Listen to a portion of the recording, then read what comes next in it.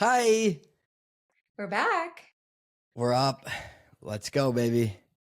We are off the rails. I'm Aisha Protlier with Eric Jenkins. We're ready to bring you some stuff from the Yeah, we from got the some. last week of track and field. We're ready to talk. How was your week? I've had a good week. I've had a really good week. I've got one of my friend's bachelor parties later tonight. Yeah, so energy's high. We're Boys are recording fired up. early. We're We're recording recording. Saturday morning Yeah. just to prep for the batch. What's the Yeah. plan? I think so. It's not nothing too crazy. We're just gonna bop around here, go from place to place, and probably paint the town red, I imagine. What are you gonna wear? That's such a good question. I don't know. You know me. I don't like to wear shorts. I don't know if it's the Yes. Jamaica in me. Yeah, we're not wearing shorts out on the town. I'm not wearing shorts out on the town. I'm not a bati boy. But so yeah, I don't know if I'm like kind of feel like I'm not giving you my full attention this pod. It's because I'm just rifling through outfits in my head. Okay. But also, here's the thing: I've outgrown all of my clothes, and Wow. Since Kingston, you had that really cute outfit with like the linen pants. No, I still like have that, but you those. can. Yeah, I know that the linen pants are a fan. Thank you for saying that, but those are a staple, and I don't want to. I don't want to overwear them. You know, Well, like that's okay. they're reusable. You know, you can wash them and wear them again, but you gotta. I just don't know if those are the What's moves. the If that's the vibe? move tonight. Yeah, what's the vibe of tonight? Like, let's figure it out. Okay. So the vibe is we're gonna start off at a restaurant. One of my friends rented a little party bus for us. Oh, nice. It is warm. It's warm, but it's not very warm, right? Like we're on the seacoast. We're gonna start around 5:30, and it will probably be like 80 degrees, but then that will dip quickly, right? Okay. So once the sun goes down, it will cool off. I think I'm gonna go pants and a t-shirt. I don't know if I'll go t-shirt or maybe okay, you've got an opinion. I have Let's hear it. ideas. I Uh-huh. think you should do pants, and I think you should do a button down, but it's kind of loose, and it's like buttoned down a few, and like your sleeves Mhm. are rolled up when it's warm, Mhm. and then you can roll your sleeves down as the night comes. And like maybe you Yeah. have a necklace. I should just wear it because you're wearing. I commented as soon as I saw you. I said, "What a nice shirt," and you're like, "Oh, it's the CITIUS bus stop shirt from where Yeah. was that? Boston? New York That was New Marathon. York, New York Marathon." I just roll up. I just roll up in my New York subway shirt. Yeah. Honestly, it's pretty cute. It is cute. Here's the thing: I'm not huge on button downs at this point in my life right now. Okay. That's It's something I'm fair. working on. That's fair. I just feel like with your physique, it would look great. Thank you for saying that. I don't know. I can give it a shot. I can give it a shot. I just feel like Okay. I'm not very comfortable in. I don't have a button down in my rotation right now that I'm super comfortable in. You know, I'm all about What comfort. if I know you are. What if we workshop this? Like, would you send me a pic of the outfit you choose before you go out? Yeah, I could send you a pic, Okay. and then Great. you're just like, you look like shit, and I'm like, well, I've already left for the town, so I'll not what I only need to gas you hear. up. I will only gas you up. I know, you're a good hype man. But yeah, Um, I'll send you my final outfit, okay. and see what your thoughts are. Early early to bring this up, but did you get some BeeKeeper for the night? For the boys? I'm putting one down as we speak. BeeKeeper Let's see it. coffee. BeeKeeper coffee. I'm going with the black. I don't know what your favorite flavor is. Well, the black has the most caffeine. Black has the most caffeine. I don't consume dairy, so I'm always drinking True. the cold brew can, also because it has 200 milligrams of caffeine, which is what I want. Like if I'm going to have one coffee, I want it to be a banger. So I've got the 200 milligrams. I've got the Tracktown honey coursing through my veins. It's smooth. I'm feeling good. I'm ready to go out with the boys Yeah. after a BeeKeeper coffee.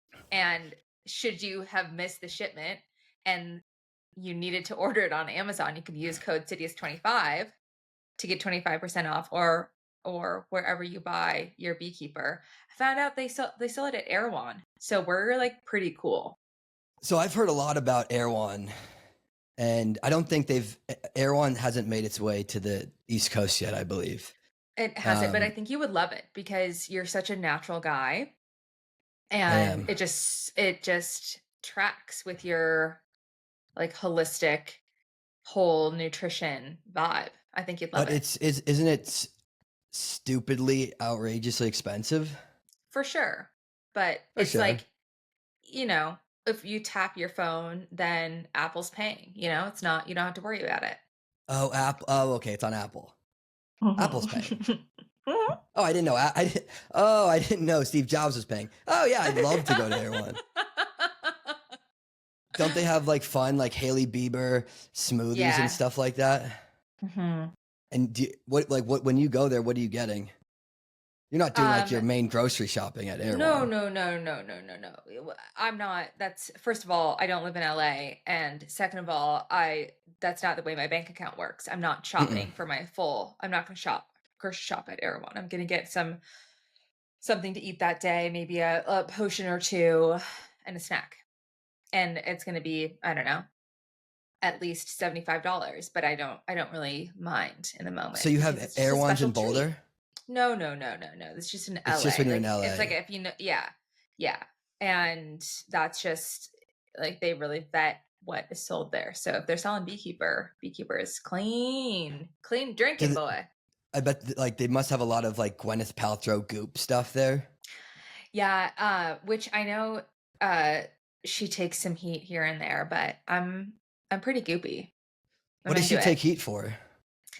Well, there was a skiing accident at some point. She I think drilled somebody. She absolutely plowed over like a toddler and just kept it moving.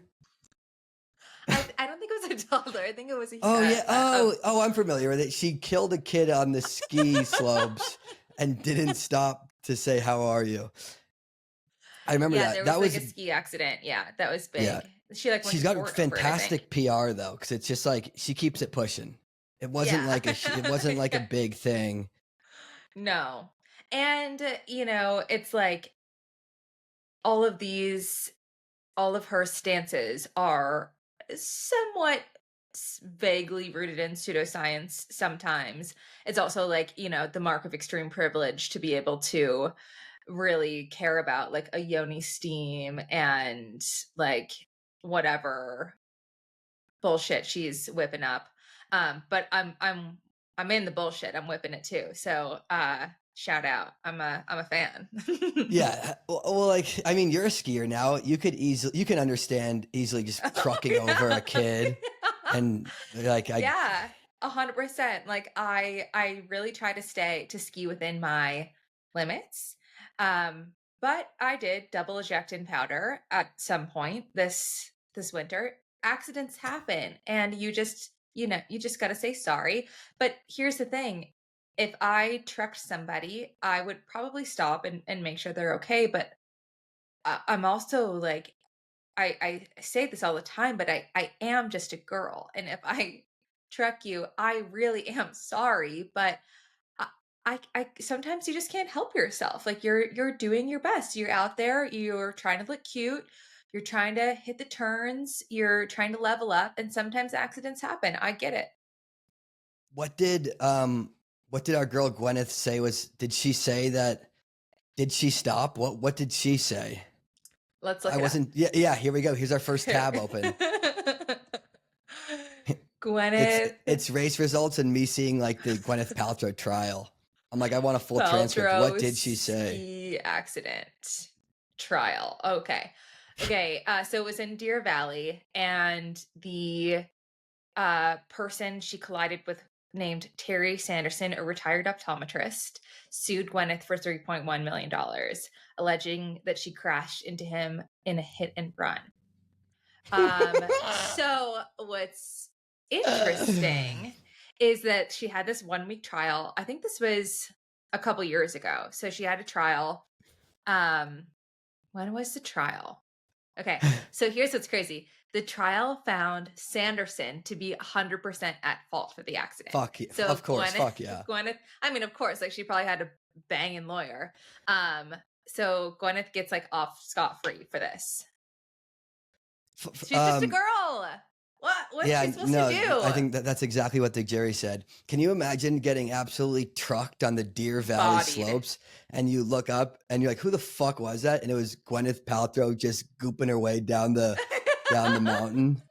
Honestly, I see that as an opportunity for me and Gwyneth to become friends. Like, you body me on the ski hill. I think like you have to have me over for a Sunday boyfriend breakfast. Like, now we're buddies.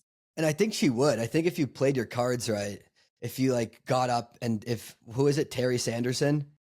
If Terry Sanderson just skied to the bottom, it was like, wow, you really laid me out. Let's get a drink in the. At least buy me a Hailey Bieber smoothie first. At least buy me a Hailey Bieber smoothie. And she's like, are you kidding? No, you have to buy the Gwyneth smoothie. And then we go from there. Then we hit it off. We're besties. Okay, so yeah, a lot of Gwyneth stuff at Erewhon. Am I saying that right? I think so. Erewhon, yeah. Yeah.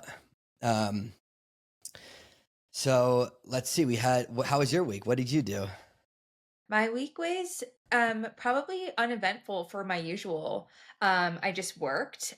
We had a really fun sort of end of quarter. We had 2 end of quarter celebrations this week at work, which were challenging because it's not actually the end of quarter. So it's a lot of juggling, but I went to an art museum for happy hour and I went to a Rockies game on Thursday. So those were excitements. I tried a new fitness class. My legs are shot from F45 yesterday morning. I think I recommend it, but we'll see once the full DOMS set in tomorrow. I'm really like, if I'm sore the next day, I'm really in for some soreness 2 days after. Like, I usually have the delayed onset. So we'll see tomorrow on Sunday how I'm feeling about the fitness class. But went on a hike this morning. Just you've done a lot. Yeah, just how are the quads feeling on the hike? Challenged for sure. Like, felt pretty good on the way up, and then on the way down I was a little concerned. Even leaving the class yesterday, I went at 7 with Will, another couple friend, and then another guy from Will's softball team. Almost threw up in the class, but I held it together and then had to depart the class. You have to walk down the staircase, and I was concerned. Like, I was looking like the people post New York City Marathon trying to get down the stairs to the subway. And it was a 45-minute class. But I just don't really have the element of chill needed to try something new. Like, I'm in there selling my soul because I have to. Like, I don't know. I don't have like the chill switch to be like, yeah, let's try something new. Like, let's be cool about it. Like, no, I'm going to failure every time. So the quads are a bit of a problem. The hammies are a bit of a problem. But we'll survive. I went home, I made a protein drink with some creatine. I'm throwing everything at it. Except I haven't really had any water today yet. So that's probably part of my problem. Yeah, I don't understand. So like, okay. So you wake up and you just don't you don't drink any water? No. So do you know how you hear a lot about when people have rabies, they get aquaphobic and they cannot take in any water. Now I don't want to point any I don't want to point any fingers. But whoa, I've actually never heard that. I didn't know that was a thing. Yeah, so maybe I don't know, maybe get yourself tested and see what's going on. Like, so like you're midway through a hike and you have not had any water and you don't I feel feel just thirsty. fine. Uh-huh. I feel a little thirsty now, so I got a little glass of water that we're drinking Ooh, now. it's literally like an ounce of, I'm like, it looks like 2 fingers of vodka. Yeah, it's a little glass of water. Yeah. Um, so no, I woke up and I had a coffee that I drank very Good. Dehydrate you a little slowly. more. Yep. Well, no, coffee's net hydrating. I don't think, is it? I Yes, thought it was a diuretic. it is, but the Here we amount go. of Look at, here water we that's go. in it, here Tab, we another go. She's gonna tab. look it Yeah. up. The amount of water that's Is in it is a net hydration. yes, Okay. And then you yes, put like yes. 2 It ice is net cubes in there and hydrating. you're like off to the races feeling great. Watch the races. Yeah. So I have a very serious espresso machine set up at our home. So every day I drink an Americano in the morning and there is collagen. I put some collagen in there. We've got, water, some oat milk, and I'm good to go.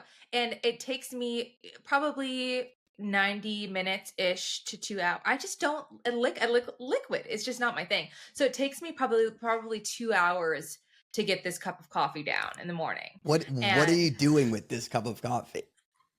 it's like my Honest to emotional God. support cup of coffee that's with me. And so I usually like make it. I have one or two sippies, and then I probably put it in I either do or I don't put it in a to-go container. And that really, if I put it in a to-go container, I'll milk it for a couple of hours. If I don't, it probably takes me an hour to like drink my cup of coffee. It's totally cold by the end, but I get to the bottom of it and we're good. So yeah, the hike was only like 4-ish miles. So we were out there for 90 minutes or so. But it's noon and I thought, we're going to be talking for a while. I should probably get a little glass of water, but not necessarily because I'm thirsty. At the end of the day, around just after dinner time, I am hit with unquenchable thirst. Yeah. So then I No, got to suck down no a couple shit, of huh? a couple of Spindrifts or LaCroix, and that usually does the trick. And then I start the next day. And so it seems like all of your drink, you're never just having, I mean, you're drinking, 2 ounces of water there, which is good, but you like flavored, you want like Spindrifts and Yeah, drinks. You're not just like drinks. sitting down and No, having 32 ounces of just water. never. Like I would have to be dying of thirst to do that. So here's what's interesting. So Oh, here's where it gets interesting. Okay. I know about myself that I don't really like to drink water. And even when I was training full time as an athlete, I still didn't really like to drink water. And I would try and try and try. Because obviously it's essential for performance. And we did this thing. I'm trying to remember the name of it. Oh, Calorify.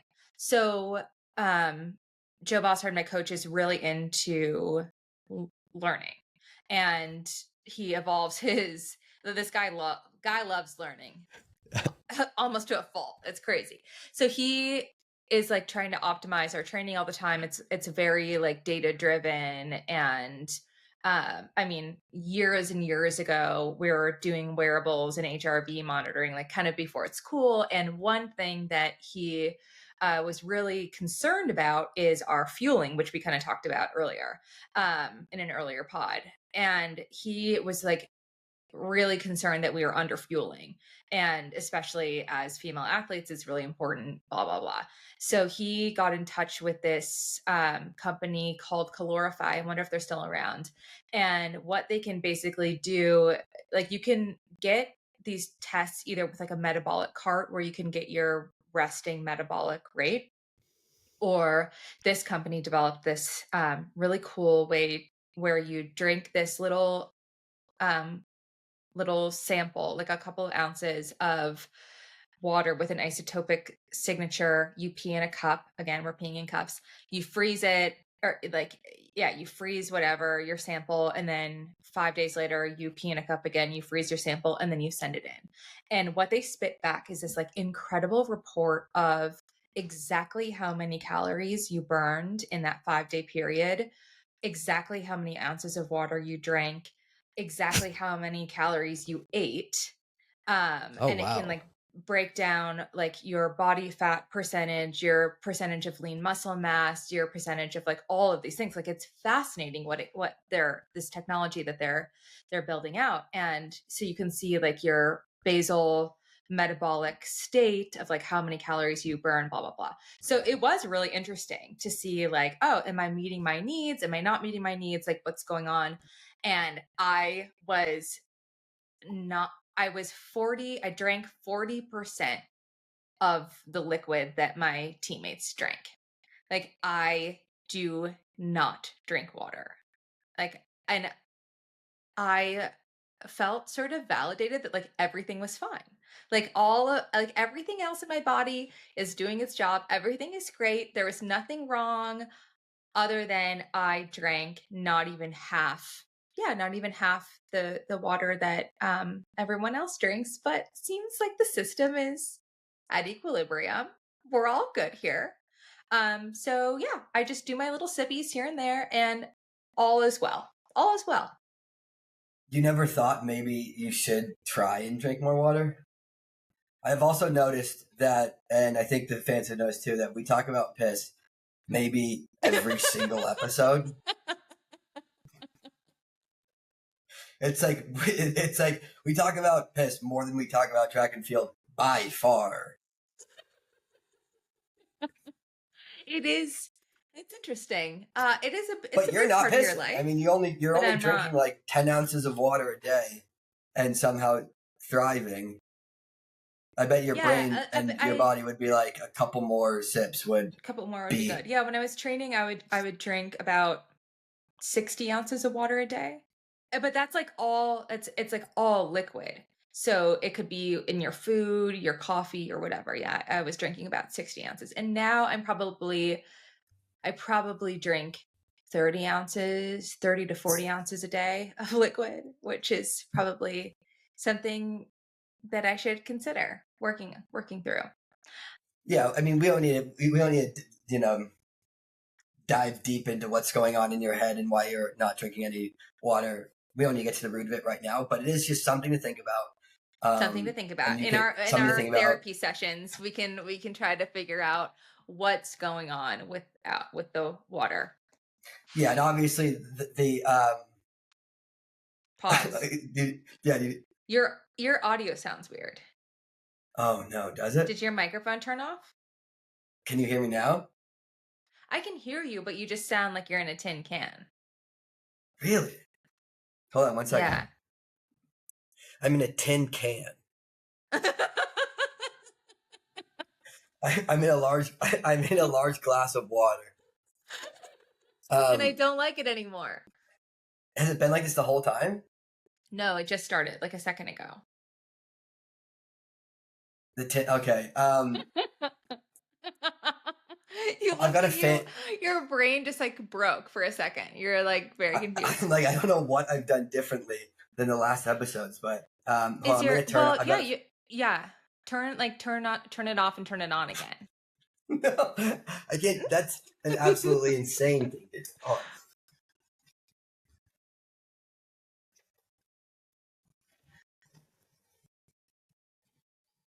How about now?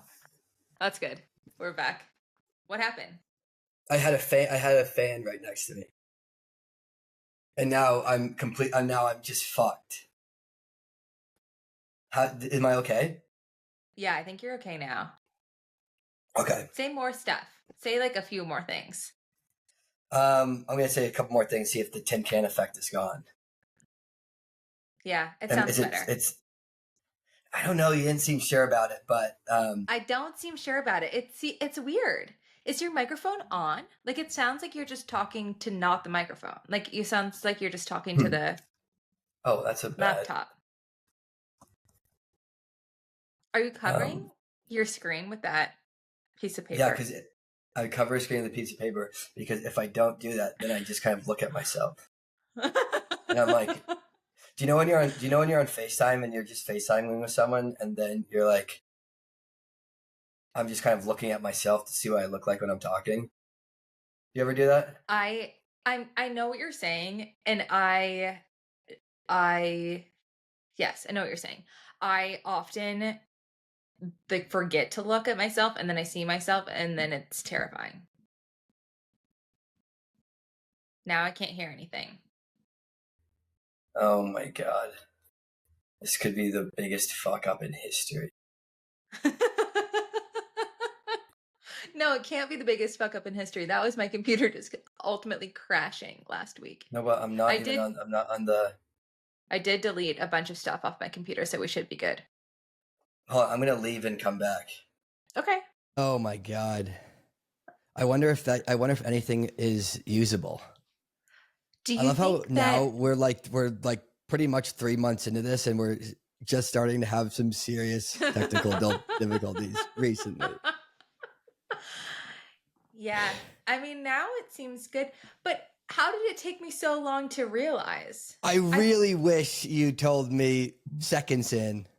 Look, this is on me. This is on me, not on you. You did sound good for a long time. It was like halfway through talking about my psychosis that you started to sound bad. Like, this guy really is just kind of got like a mouthful of food or like gargling. He's got sounds like shit. Yeah, man. not only is he ripping me apart, but he also sounds like shit. Yeah. You're like, dude, why don't you lay off me? You sound really bad.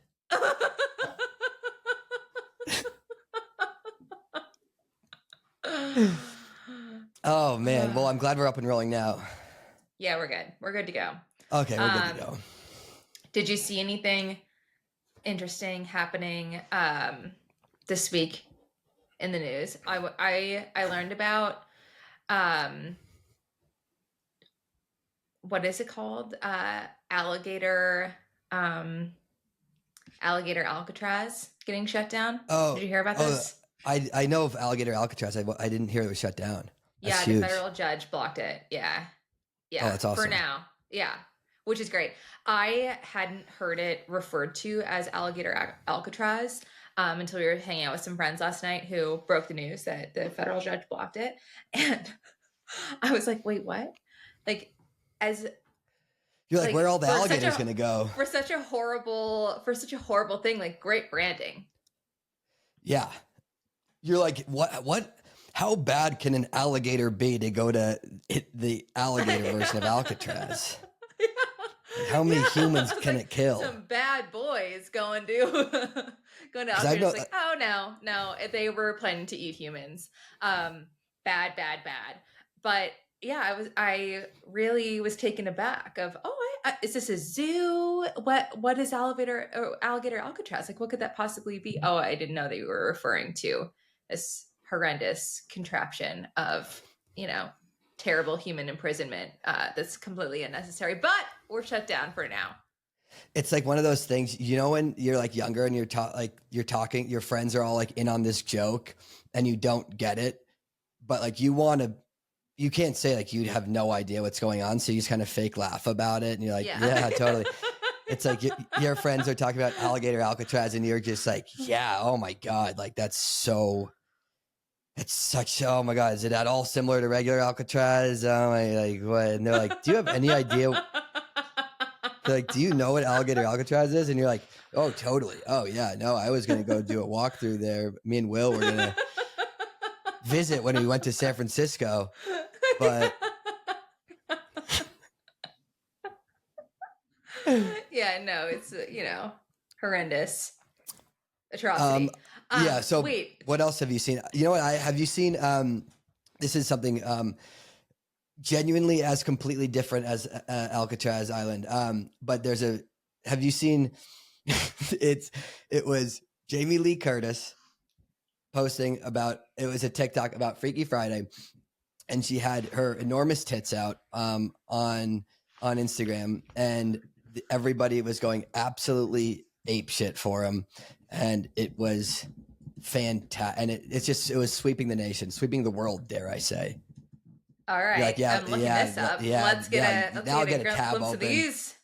Oh wow, yeah, looking good. Those are some. You know what you're doing. Like, you know what you're doing right there. It's fantastic advertising. Great. She looks great. She looks incredible. And also, I saw this week she was sort of railing against the beauty and industrial complex.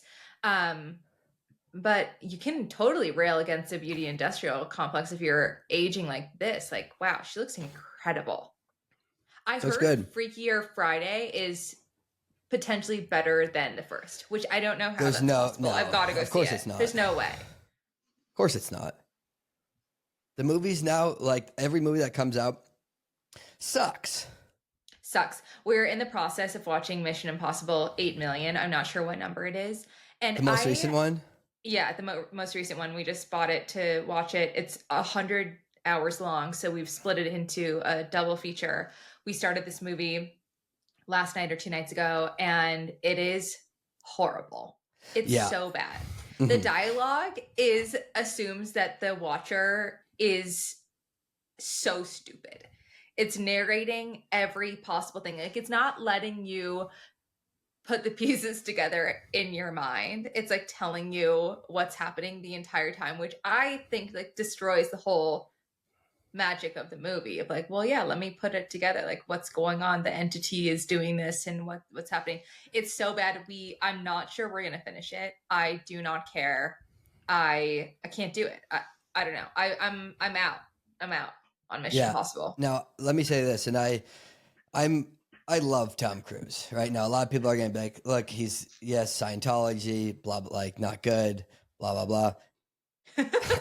I don't care. I love Tom Cruise. Now, the Top Gun Maverick. Do you see Top Gun Maverick? No. Okay, well you fucked up. Fantastic movie. Genuinely couldn't have liked it anymore. This new Mission Impossible, like you said, really was bad. And I wanted to like it so bad, but I just couldn't do it. But like they're remaking all the movies. Like, were you ever a fan of the Matrix series? I just watched it for the first time ever last year when Scott Falwell was staying with us when he was training for the Olympic trials. I'd never seen the Matrix. Is Falwell a Matrix guy? And he's like, you should watch it? Yeah. You've never seen it? Wow. No. So here's what's interesting. My parents were really strict when I was growing up, which totally backfired. Like now, I mean, I guess I like turned out okay. No, but you're a bad girl. I'm bad. Yeah. And I couldn't watch like most movies. So I missed like all of the 90s, early 2000s, really until probably I like couldn't see most movies until I like could drive in 2006. So really anything before that was stronger than PG-13, I missed. I love the idea that you started watching movies in 2006 is so good. No, I missed basically everything before 2006. Yeah, I saw the SpongeBob movie and the Harry Potters, but beyond that, like we're not. I couldn't watch Bring It On, and that was really challenging for me as a cheerleader. So I had to sneak and watch that at a friend's house. But like, yeah, anything with like, especially like sexual themes, big backfire on my parents' part. Couldn't watch that. Yeah. And like anything that was too violent, couldn't watch that. So I'm doing a lot of catching up on cinematography. Was Bring It On what boxes was Bring It On checking that your parents said no? Yeah, it was too sexual. Oh, really? Was it? Mm-hmm. No. Yeah, no, I'm fine. like, I mean, look, I'm not as familiar with Bring It On as I am the other movies, but I wouldn't think, that was Kirsten Dunst, right? Yeah. I'm like, was she just popping that thing left and right? Like, like what the fuck was going on? There was a little bit of thing popping, but I think it was like the boyfriend. I don't know. I would love to have this conversation again and be like, what was your plan here? But it was very like, I had a lot of very strict rules of like, couldn't have really boys in the house, and there's just a lot of rules. For every minute late I was on my curfew, it was 10 minutes off of the next day's curfew, which, you know me, I'm late all the time. It was a really big issue. I don't know. I was pretty sheltered. Oh, So that instead actually I that makes became, sense why you're late. Now you're like when I ask you to be on time, you're like rebelling. And you're like, I fuck, was you're early like, today. you were early today. You were early today, which Yes. was shocking. You were like, Gold I'm star. ready. Gold star. You did a great job and I'm Thank proud you. of you. Thank you. So when you're late, it's being like, I'm like, I can do whatever I want. I'm my own woman. No, it's just a chronic We'll see what your condition I therapist have. says. Yeah, I don't I hate being late. I hate that I'm late, and I'm late almost every day to something. Mm. Like it's like it's yeah, I have some aversion to I I think it's that I try to do too many things in one day, and then I run into trouble at the margins of like transitioning from one thing to the next. But not sure. Yeah, I've always been like this. It's a problem. I'm 30, however many years old I am, into trying to solve this problem. Yeah. Well, we're figuring a lot out. We're figuring out your water, and also, well, I mean, keep in mind, it's tough to be completely on time when your brain is quenched. Your brain is the Sahara Desert, and it's like Yeah. trying to function off literally 3 3 sips sips of of water every coffee. day. Yeah, no, not even water. The Yeah. water that was in your coffee. Yeah, like there will be there's problems. I've got problems. I have to address I have to address the coffee water problem. Like, what, you can't exist on one LaCroix a day. I have to address my lateness, and I have to address the fact that I'm sick in the head, even with a sheltered childhood. So there's my baggage on the table. What's yours, Eric? I think we're good for today. I think we're good. We don't need to. We need when the track season's done, we're gonna need content. So we can get into the rest of our baggage later. Great. But yeah, I'm really we curious about yours. yeah. Oh my god, I'm so fucked. It's crazy. Great. So stay tuned until like October. We'll get into We'll figure it out. issues. We're not gonna set a hard out. October. Yeah. Okay. Yeah.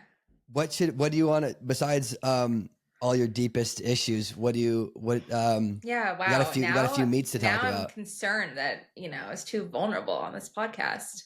Yeah, everyone's like, what? Everyone's just like, this chick is opening up a bit too much. Yeah. Yeah. Wait for the unfollows to hit. Um yeah. Okay. So I'm getting really excited about the kind of like the most important part of the track season. It's like we're getting all of these indoor races and early season races and early Diamond League and Grand Slam, rest in peace, and all of these things that have led up to the championship, the biggest meets where the great separate themselves from the pretty good and the greatest prevail. It's the best time of year. We are looking into the next meet on the horizon is the Diamond League final, where we will learn the Diamond League, the winners of the Diamond League final get a wild card berth into World Championships. We have World Championships on the horizon, and we just had 2 like absolute banger Diamond Leagues in Lausanne and Brussels, and then also like a smattering of other meets that are happening in Europe. So basically this time of year, you do as a pro track athlete, you do your national championships, and then the season just is basically in Europe. So most people go over, there's a few popular bases where you like park yourself and then you jet back and forth to your different competitions, and there's all sorts of levels of competition. Like, even if you're not racing the Diamond League, you can race XYZ meet in whatever country. So the sort of popular bases of where people are living right now is San Moritz, Switzerland, Leuven, Belgium, Teddington, UK, some people based out of Amsterdam area. But yeah, so there's just a bunch of international track athletes hanging out in Europe, racing every few days. You're fit, you're good. Like, most of the training is in the can. So that's what's happening. Before we get into the Diamond Leagues, I wanted to, we were talking earlier at USA's about like the confluence of new and old. 800-meter runners on the women's side, and I was looking at some results. There was a meet that happened in Germany, and Ajay like took down a really great field of 800-meter runners and ran 157. So Oh, wow. yeah, yeah, uh, like pretty sick. Running, she's like still got her bandit kit on, which I think is one of the coolest activations or Yeah, that's a initiatives really, that really brands cool thing. do. Yeah, just like the unsponsored project where they like kit out and help out some athletes. And Ajay is like she's an institution in track and field, and I think for like her to be in the unsponsored project is like pretty sick. And she takes down like Abby Caldwell, who's been racing on the Diamond League circuit. Yeah, I don't know. Shout out Ajay. That was great to see. Love to see. 157, like really fast time too. That is the cool thing about like this time of the year in Europe. There's just so many races and so many, it's like, oh, this race happened in Germany. Ajay ran 157 and it's just like a small meet, but really good opportunity to run fast. Yeah, and these are just like happening all the time. It's really cool. Yeah, they do. I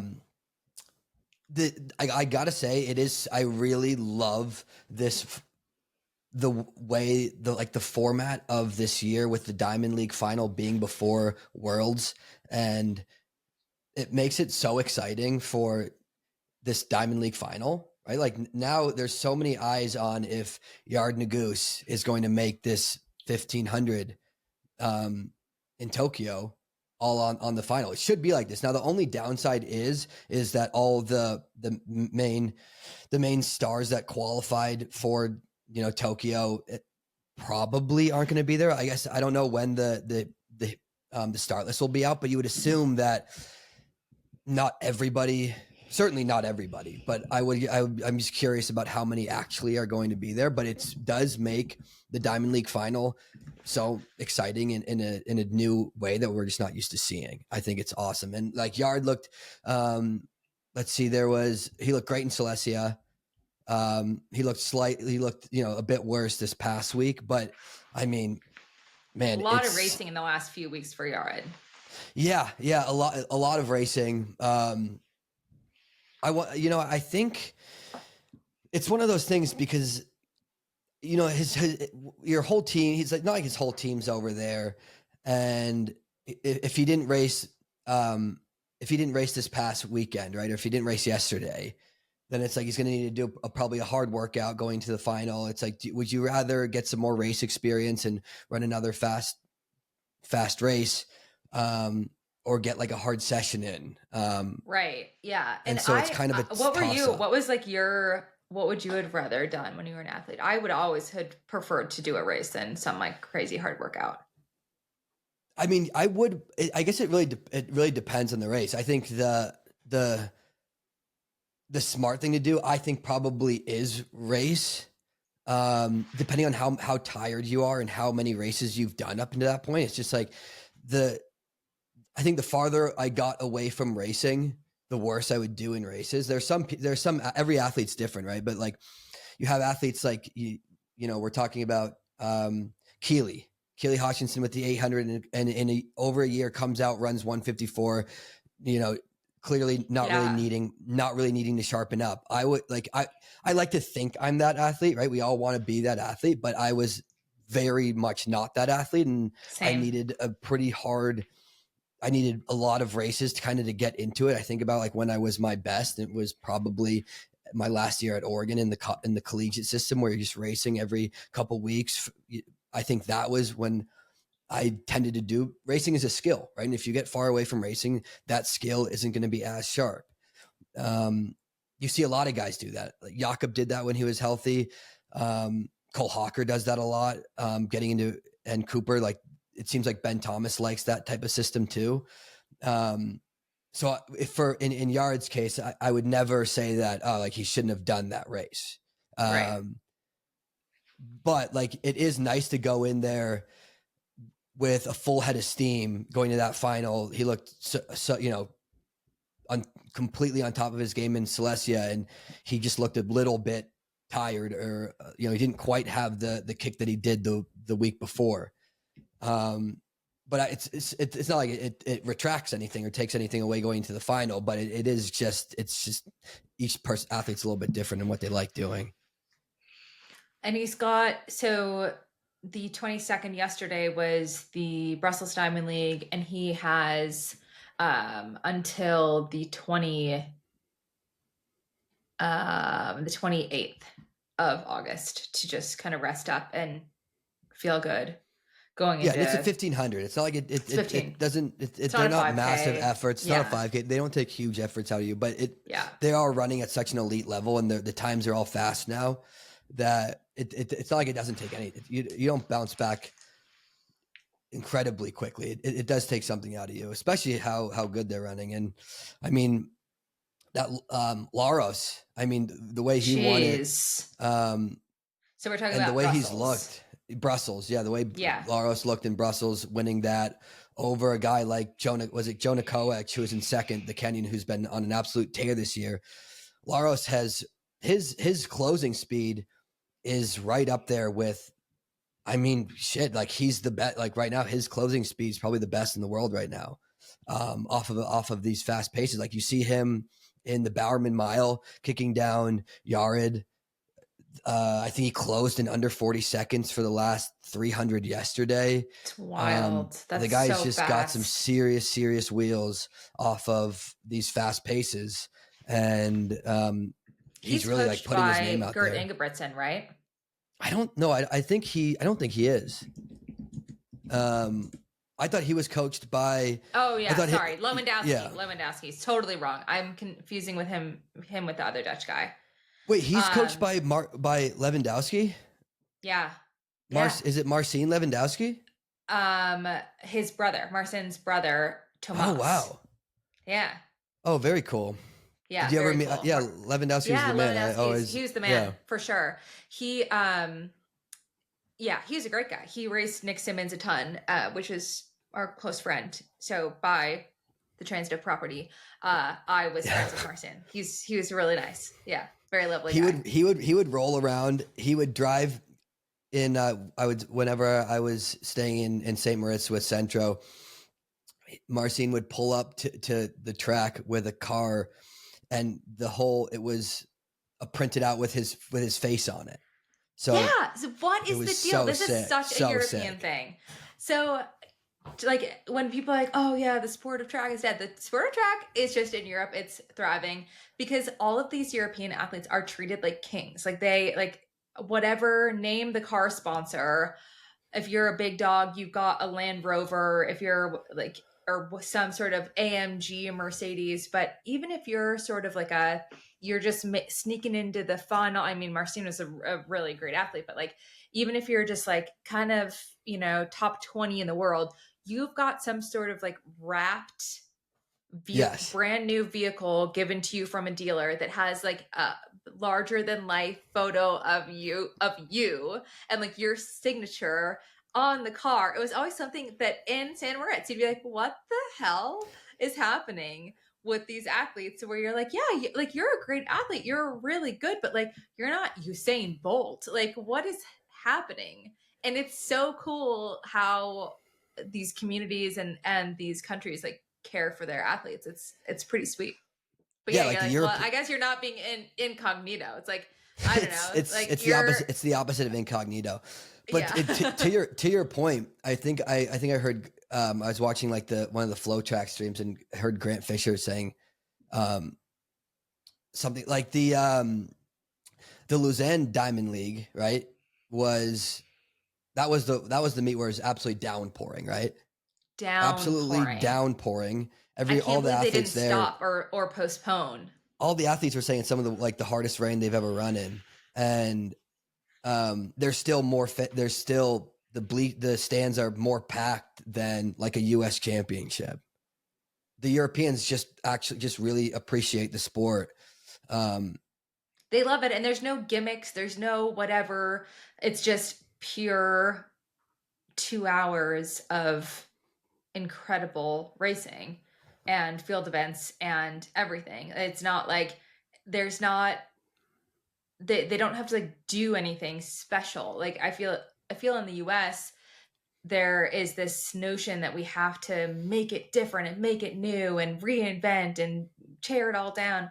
But there's also just a really civilized track meet full of 30,000 people that are excited to be there, just having a beer and like enjoying it was on like a Thursday. Like it wasn't even a weekend. It was a random, I think it was Wednesday. Yeah. Random Wednesday and pouring rain and stadium packed. It's amazing. And I was surprised how well everyone ran with those conditions. I mean, obviously you see the 5K a bit slow. I mean, 13:07, 13:09-ish, I think. So it's not like crazy slow with how ridiculously hard it's raining. But Keely ran 155 in that with that type of rain. That's very impressive. I mean, Keely's race was really impressive. It wasn't absolutely pissing like it. I think it really back to piss. Turned it up. Yeah. It really turned it up like right before the women's steeple is when it just got completely absurd. And I thought, are they going to pause the meet? Like, are we going to wait for this rain? I think the pole vaulters, they ended up like stopping the pole vault because it was just getting dangerous. And a lot of the high jumpers and field eventers ended up just retiring from their competitions and saying like, okay, I'm going to stop here. Like, this is good enough. This attempt was good enough. I'm not going to get hurt today. But for the other racing, it was kind of impressive how well it went. Keely ran 155.69 meet record. This chick from Switzerland, Audrey Vero, I'm not sure how to pronounce in Swiss. She looked incredible. Kicked down Georgia Hunter Bell, but Georgia looked great. Again, I mean, it's really impressive to me. Was that the 8 or the 15? In the 8, yeah. Georgia I didn't know Georgia ran. She was 3rd. Okay. So yeah, and I just such an interesting conversation for her of like what event to do. Does she? I after the race, someone asked if she would consider doubling, which is a consideration. I think she said it's a consideration, but it's a risk. So that will be really interesting to see. The 800's first, I'm pretty sure, right? I'm like, get the tabs open, girl. Here we go. Get the fingers going. I don't know. It's such like because there was like in when Keely ran, I think it was when she ran 154. Where she ran, it's blanking me right now. But there was like London, right? And there's 2 other athletes that ran. I think it was like 157 low, like I think. And besides Raven Rogers, but it's like, I mean, Georgia's what? I think Georgia's a 157, right? Has she run 156 maybe? I think she's run 156. Okay. I mean, so the 1500 is first. I would say probably she's a bronze medalist. Yeah. Right. It's like, it's kind of tough to be like, oh, you should stick with the 8 when you're coming off of a bronze medal and looking to be in similar shape to last year. I don't know. I think it'd be tough for her to watch the 15 go by and then start running and then run the 8. Because who are the top?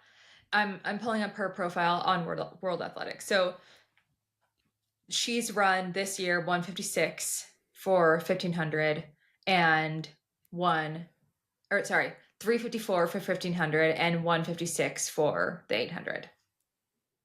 Yeah, I mean, she's probably is she ranked number 2 behind Keely as far as times go in the 800? Of like the world ranking, it looks like she's 4th, world ranked 4th in the 800 and world ranked 6th in the 15. Because it's like, okay, so Gudov Sagar, our girl Gudov isn't running the 1500, And so Yeah. that's a big name out. It's like you got Faith Kipyegon, you got Jess Hull, you've got her, you've got Nikki Hiltz. It's not I'm gonna pull up. as I'm gonna it's pull gonna up be the really world close. ranking. Yeah, I'm gonna pull up the world ranking. Let's look at this. So, 1500 meters, women. Yep. Okay. So we have Faith Kipyegon, Gudolf Sagai, Deribe Welteji, Jess Hull, Beatrice Chibet, Georgia Hunter Bell. This is just time. Yeah. Based on like descending order. No. Yes, descending order of time. So Faith, Gudolf, Deribe, Jess Hull, Beatrice Chibet, Georgia Hunter Bell, Nikki Hiltz, Ferweni Hailu, who went down in Brussels. She was the one. So it's her and Sinclair. Sinclair. Sinclair went down really hard. Yeah. So, yeah, Ferweni like kind of trips up and falls, and then Sinclair is right on her, and there was one more woman behind, but I think she got off a little easier. And Sinclair ends up basically just bodying Ferweni, like a body slam tackle, like lands like spooned on her. Really, really hard fall. And Ferweni Hailu, who's been running great, she's run 3:56.3 this year. Rising star. She limps off the track and does not look good at all. Like looks hurt. So that's something that will be interesting to see how she comes back from that, because she's a finalist if she's healthy and on the line. So that's a challenge. And then you've got Lyndon Hall, who looked incredible in Brussels. And then Berke Heilum, Sinclair, Nelly Chip-Cheer, who I spoke about earlier this year, who was looking great, but didn't look as good in Brussels. Laura Muir is coming back, Sarah Healy. And that's kind of like rounds out that, like the top. But if then we start crossing people off that aren't racing the 15, then you have Faith, then Deriba Welteji, then Jess Hull, then Georgia Hunter Bell, then Nikki Hiltz. So you're looking at 1, 2, 3, 4, 5 of the top female athletes in the world. Okay, you start weighing your chances and you think, okay, well, I've raced all of these people before. I raced all of these people in Tokyo and I came out bronze. What do you do? Yeah, no, I mean, really, it just comes down to like what you're feeling more confident in, how your training's gone. I mean, it seems like there's a bit of a gap. Like I'm thinking about like 3:54, really fast time. It's very tough to even get to 3:54. Like I'm thinking about someone like Nikki. They absolutely killed it. First win in the 1500 for an American in years, at a Diamond League in years. Americans don't win Diamond Leagues in the 1500. Very cool. And they're right on the edge, right? They've run 3:55 a lot, and that's incredibly fast. And it's just so tough to get under that, to try and bridge that big gap to someone like Faith Kipyegon, who's run, someone like Jess Hull. So, Jess Hull's right is 3:52. It's like, that's a 3-second gap, and a 3-second gap in the 15 is just so hard, especially when they're running, when you consider how like these championships are run now, when they're running fast in the final after rounds of still running fast. Right. This type of shape you need to be in is just, it's at a different level. And so it's tough to really bridge that gap, but you just never know how these races are going to go. As far as interesting to me about what you're saying is, in the last, I don't know, 5 or so years, you've seen people who are incredibly good at the 5K rise to the top of the 1500 because you're running those 3 rounds, and your aerobic strength plays such a huge role in this. But it's interesting to me I see Georgia and Nikki having very similar skill sets of coming up from 800. Yeah. And we haven't seen athletes like this be this successful on the absolute best world stage in a while, which is exciting to see. Oh, here's a different type of athlete that's able to succeed after rounds, who's able to succeed at the amongst the world's best in the 800. So those are similar skill sets. And another thing we see is an athlete might run a similar time. Like it's like you have like a grouping of 4 or 5 times that you run the similar time, and then you make a jump to the next. And we saw this with Jess Holt, right? Like Jess was running 354s, 355s a lot, and then boom, jumps to like drops a few seconds and runs a big PB. So I would say both for Jess and Georgia, I mean, they could be sort of hovering around, gathering that grouping of 354s, 355s, so they can make a jump to 352. And Jess did that when she jumped to her personal best national record, area record, 350.83. But it will be interesting to see that if Nikki or Georgia is ready for that, because I believe that's what it's going to take to medal in Tokyo, is being either in that shape or running PBs. Well, yeah, and you just have to imagine like Faith Kipyegon is on a different level right now. So if she's healthy and she's fresh, she's got a pulse. She's just, and I don't know necessarily, obviously know her strategy, but it's like, okay, I'm going to run 351 and we'll see who can hang on. And an athlete like Jess is just going to sit, and she hasn't got her, but she hasn't like go way far backwards. She's going to be there. And then it's like, okay, who is going to be able to close that gap? Who's going to be able to hang enough to get on that podium spot? And it's exciting because last year I'm trying to remember how the 15 went in Tokyo last year, and I'm pretty sure it was similar to like, okay, now people are kicking for that third spot. And I mean, Nikki's kick is getting better and better. Georgia has a very good close. I mean, she's got 156 leg speed.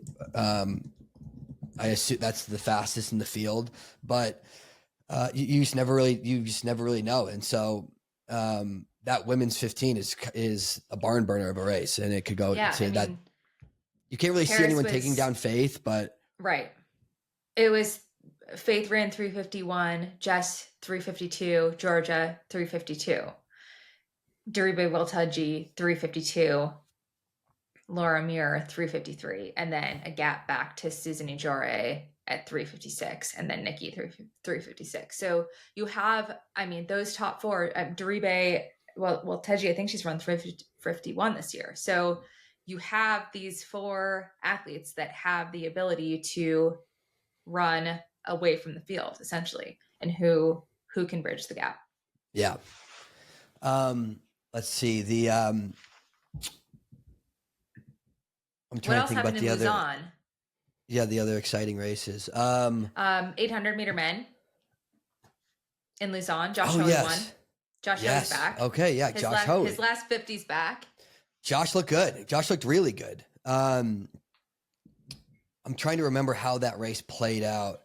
It was a little messy, but he beat Wanyoni in the last. Really in the last 50. Was Josh wasn't he wasn't doing his regular Josh stuff where he was leading from the front. He ran a more tactically savvy race and kind of let other people do the dictating of the pace and sitting and kicking.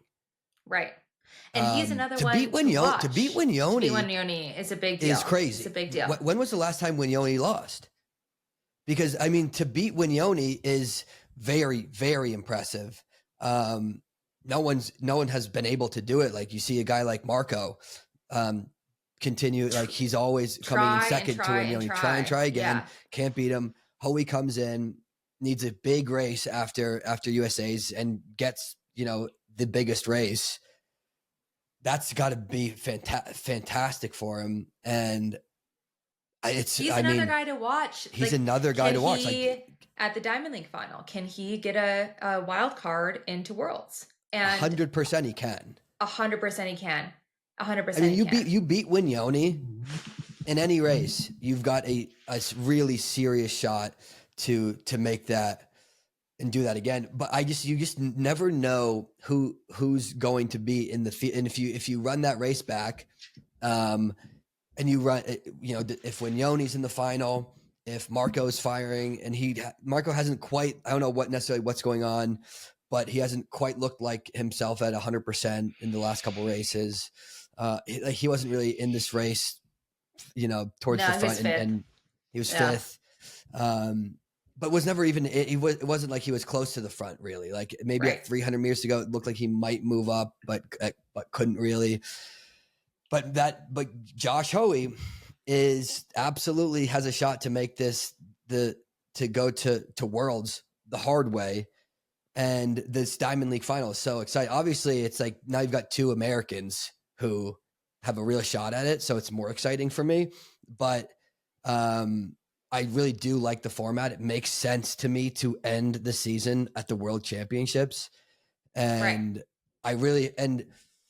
it'd be the only way it would be better is if it was maybe like a week or two before, like earlier than it is now, in the sense that you could get everybody who would be at Worlds to be in this also.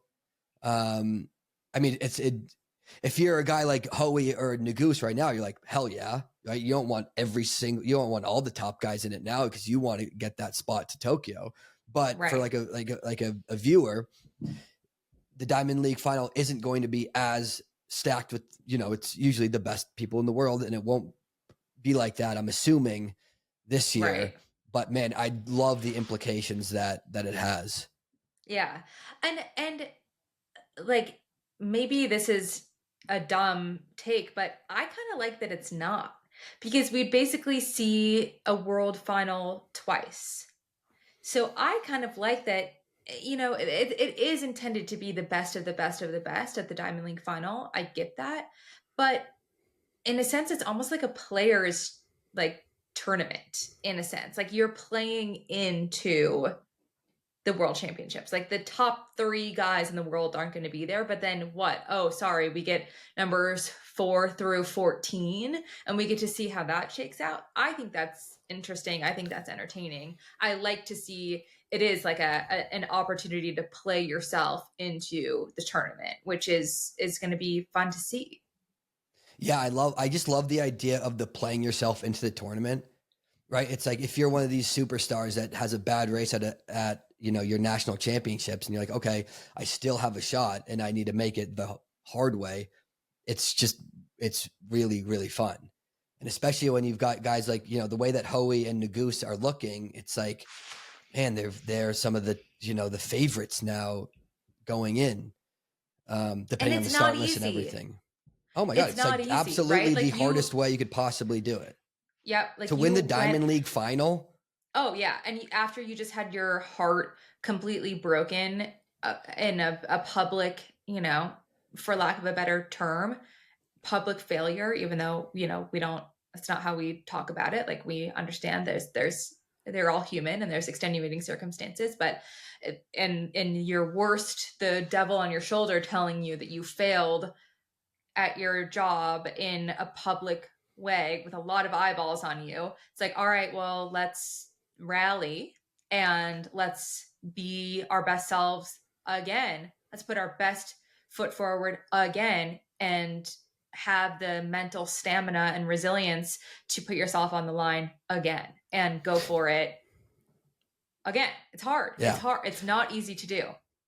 It's also wild to think that 2 guys who didn't even make the U.S. team now could win the Diamond League final in the 8 and the 15. It's just this scenario that, a few years ago you would never imagine, right? If you want to have any shot of even doing well in a Diamond League final, you'd probably be winning the U.S. championships handedly, right?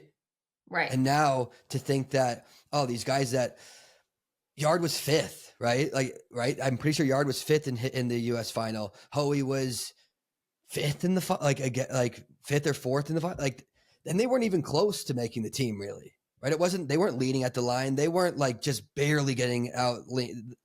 They got their ass handed to them at USA's, and now they have a real shot at winning the Diamond League final. It's just shows you the level that the US is on across the board in all events right now. And we're like in this, we're like in the golden. There's this, right? You hear the saying, like you don't really know that the golden days are here until they're behind you. And right now we're in like the golden years of US running, where it's like we weren't competitive. We had no shot of beating the East Africans and everybody else on the world scene. And now not only are we beating them, but like we're one of the best countries in the world in this stuff. And you're like, you got to just appreciate it because it'll be gone soon. It'll be never gone. know. It'll be gone. Turn on your whatever you got to do to watch these races, because it's not always going to be like this. This is the golden era. Yeah, no, it's incredibly exciting. And I mean, because you got like, Grant Fisher is a guy that he went, like, I don't know if he has, like, he must have won a Diamond League, I would assume. But these East Africans, when he's in the race, they're looking at him like, okay, yeah, he's not surprising anybody anymore. Like, there's always a time when somebody kind of bursts onto the scene and all like the favorites are like, where the hell did this guy come from? But it's like, he has asserted himself as the best. But now you've got Nico Young right there with him, beat him at USA's in the 10K. And it's like, these guys have real legitimate shots. He hasn't won a Diamond League. Nico has. Grant's been second in 2022 in Brussels. In Lausanne, he was second. But he has, Olympic bronze medals in the 5 and 10K. But he don't feel sorry. I don't feel sorry for him. He's doing just fine. Yeah. But it, again, shows you how hard it is to win a Diamond League. Grant has had, historic career, has already asserted himself as, one of the best US distance runners of all time, and he hasn't managed to win a Diamond League. And then you got Nico rolling up 12:44, winning a Diamond League 5K. We're in the golden years, baby, and you got to appreciate it. You do. Speaking of winning the Diamond League, I think we've pretty much wrapped up Lausanne, other than to mention that, Grant was second in the 5K, which was cool. I mean, it was dumping rain. If you want to get hyped, watch the last 300 of that race. It was incredible. CU alum Edward Lalo Herrera is third in a Diamond League. That was a huge race for him. That was huge. Yeah. That was huge. I can't imagine there is another Mexican guy who's been third at a Diamond League in the 5K. Like, that's got to be a first. Yeah, that was a huge race for him. That was huge. But speaking of winning a Diamond League, Nikki wins their first Diamond League 1500. And that race was incredibly exciting. Incredibly exciting. So, hot pace, a reasonable pace, not a good off pace. I think they go through 2:04 maybe for is what they were aiming for. The pacers were aiming for, and Lyndon Hall, the Aussie, like the Aussies have an abundance of riches in the 1500 as well. Sorry, I keep saying Jess. Lyndon goes for it. It's also challenging that you have Jess Hull and Lyndon Hall. It's like, come on. Yeah. Come on. Make it easy on us, the fans. So Lyndon goes with the pace. No one else goes with the pace. There's a huge gap back. And at the bell, you wouldn't have, like, unless you knew the result of the race, you would not think Nikki wins this thing. They're back. This is like a Jordy Beamish kick where you're like, there's no way this person's going to win, and manages to time it absolutely perfectly. And the last 100 is coming through Lyndon holds on and runs a 63 last lap, but Nikki comes through and runs, I don't know, 60 point and wins the Diamond League. It's so, it was, it had me on the edge of my seat. It was so great. It was such a fun race to watch. Yeah, such a fun race. Like, first off, when you're watching, because you know what it's like to be in the front, you know what it's like to be in Lyndon's position, and it is terrifying, right? Because you know they're coming. Yeah. You can bet your ass they are coming, right? Like you're not just, they are hunting you down, and it shows you what it's like to be, how much of an advantage is to have somebody to key off of, right? It's like, okay, here's what we need to get her, and we are going to get her, and she is in the front with nobody to key off of, and they're coming for me. I just have to try and not break down at a, you know, I really just have to try and not break down. When you have nobody to hunt down, when you're trying to kick from the front, when you're exhausted, it's so hard. But it is for when you're watching as the fans and you see Nikki 250 meters, 200 meters, 150, you're like, they're going to get her. Perfect race for Nikki to go into Worlds. Oh, right? my gosh. Just the confidence boost, the confidence. all the momentum to go into Tokyo with that type of race. It's like perfect. Okay, what a good send off. Diamond League win. Extraordinary fashion. That's you couldn't have asked for more. You really couldn't. Is Nikki running the Diamond League final? Ooh. That's a great, I mean, when will they come out with start list for that? Start I imagine list? Usually they come out like at some 48 point. hours before. It should be way before that. Should be. They should do it way before that. They should.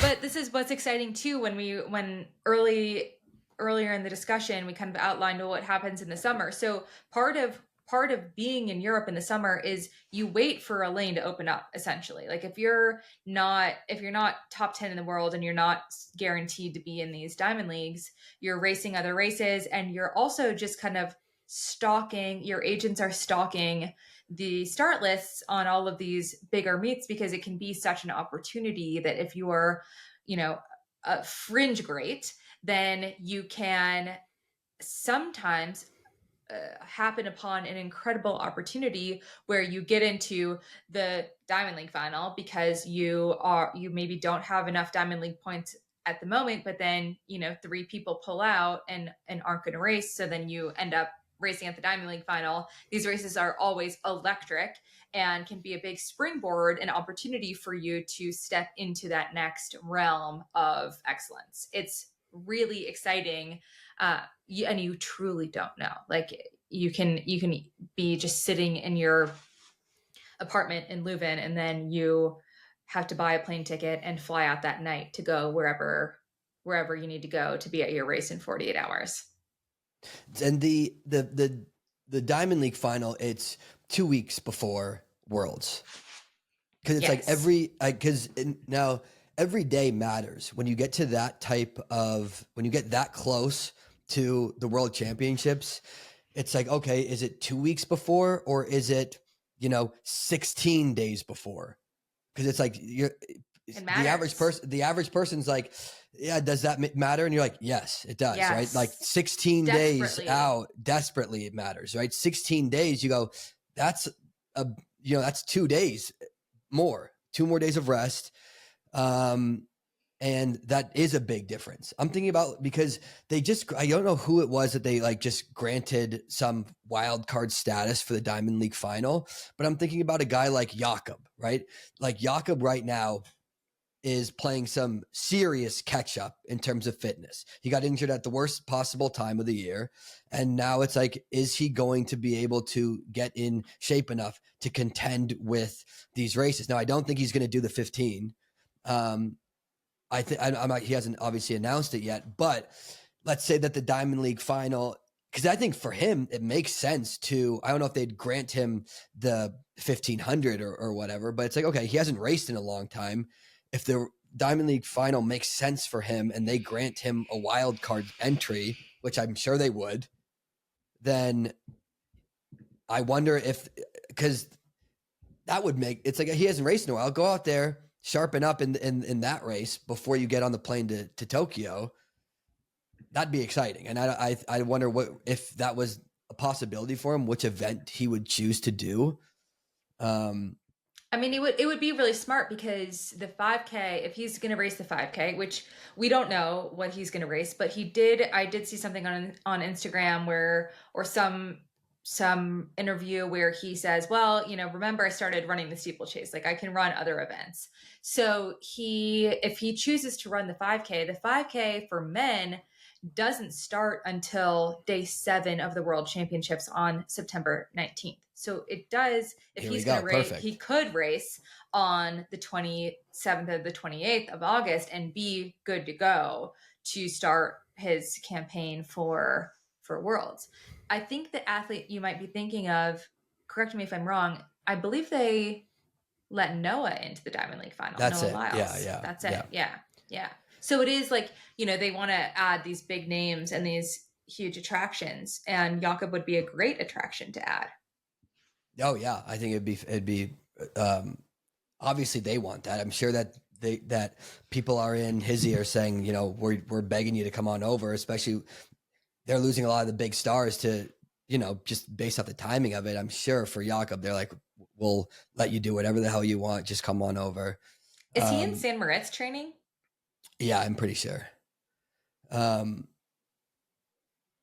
Yared Nuguse is like, don't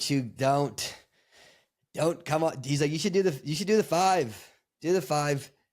Don't do the 15. Whatever you do, for God's sake.